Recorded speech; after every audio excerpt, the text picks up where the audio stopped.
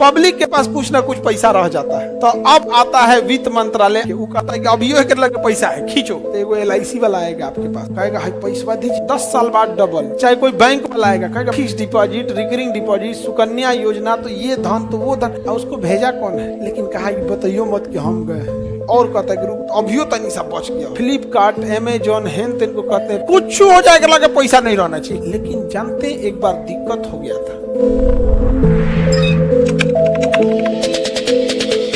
MSA बढ़ा के, repo rate बढ़ा के, बैंक रेट बढ़ा के, CRR, SRR बढ़ाने के बावजूद पब्लिक के पास कुछ ना कुछ पैसा रह जाता है। पब्लिक के पास पैसा रह जाएगा कि नहीं रह जाएगा? और वही पैसा क्या करेगा? महंगाई बढ़ाएगा। तो अब आता है वित्त मंत्रालय, RBI एगो नया नमूना लेके, वो कहता है कि अभियो के लगे पैसा है, खींचो।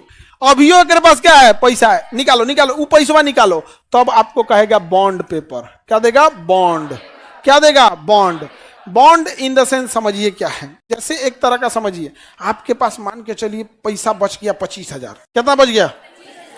RBI देखेगी कि अगर अलग 25,000 है, देश की जनसंख्या 140 करोड़ है, 10-10 हजार सबके पास रह गया ना, पैसा का अंबार लग जाएगा। कहेगा कुछ जुगाड़ लगाओ, वो पैसा इससे नोच लो। तो एगो LIC वाला आएगा आपके पास, कहेगा हाई पैसा दीजिए, हाई वो कागज पकड़िए, 10 साल बाद डबल। 10 साल बाद जो बचल का पैसा है ना, आप थमा दीजिएगा उसको। समझ में गया? चाहे कोई बैंक वाला आएगा, कहेगा फिक्स कर दीजिए बेटी के नाम पे, जब तक बढ़ होगी, बियाह के लायक होगी, तले पैसा बढ़ जाएगा। नहीं समझ आएगा? कोई डबल कहेगा, कोई 10%, कोई ये कोई वो।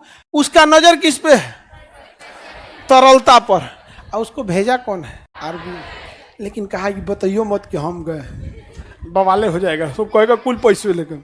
इसलिए नया नया संस्था होता है, कभी LIC के नाम पे, तो कभी इसके नाम पे, अलग अलग fix deposit, recurring deposit, Sukanya योजना, तो ये धन तो वो धन। ले लो पैसा इसका, नहीं समझ, ले लो पैसा। काहे कि इसके पास क्या नहीं रहनी चाहिए? तरल। अगर तरलता बच गया तो ये महंगाई बढ़ाएगा। समझ में आता है इस? ये बताओ बबुआ, अगर तुमसे कोई, भारत में महंगाई एवरेज हर साल 10% चीजें महंगी हो जाती है। कितने परसेंट?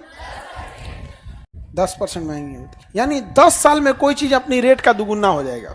रेट का क्या हो जाएगा? दुगुना। यानी आज 2025 है, आज कोई चीज आप अगर 10 रुपए में खरीदते हैं समोसा, तो ठीक आज से 10 साल पहले वही समोसा 5 रुपए में मिलता था।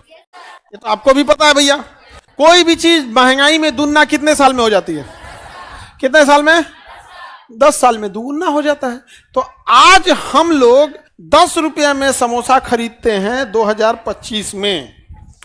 2035 में यही समोसा इसी बाजार में 10 के जगह 20 का बिकेगा। बिकेगा? 10 साल में कितना हो जाता है? 2 गुना। लगभग कितना हो जाता है? अब जरा ये बताओ, कोई तुम्हें कहता है कि हमको आप 10,000 रुपया दीजिए, 15,000 रुपया दीजिए, 10 साल में दुगुना कर देंगे। तो 10 साल में दुगुना करके देगा भी ना, आपको फील नहीं होगा, क्योंकि 10 साल में महंगाई भी दुगुना ही बढ़ी रहेगी। आपसे खींच के ले गया पैसा, कि आपसे अभी का तरलता खींच ले गया, और जब देगा ना तो उस समय दुगुना का कोई वैल्यू नहीं रहेगा। कल्पना करो, कल्पना करो कि 1990 में आपके पिताजी से कोई आदमी 100 रुपया कर्जा मांगा होगा। कल्पना करके देखो, 1990 में 100 रुपया की बहुत अहमियत थी। 100 रुपया में बढ़िया जैकेट मिलता था, बढ़िया। 100 रुपया की अहमियत थी उस समय। स्कूल की बढ़िया, स्कूल की फीस 30 रुपया होती थी, बढ़िया बेहतरीन, जिसकी आज 5,000 है। नहीं समझे? उस समय कितना लिए होंगे? 100 रुपया। आज के टाइम पे वही आदमी आके आपके पिताजी से कहे, याद कीजिए 1990 में हमने आपसे 100 रुपया लिया था, आज लौटाने आए हैं, लीजिए। तो पिताजी कहेंगे रख ले बबुआ, इहो रख ले, क्योंकि जिस समय लिया था उस समय 100 की अहमियत थी, आज कोनो वैल्यू नहीं है। ऐसे समझो, आप अपने एज में देखो, जिस एज में आप थे अपना बचपना सोचो। अगर 1 रुपया कहीं गिर गया तो आदमी भर कमरा छान देता, चौकी उलाट पलट देता।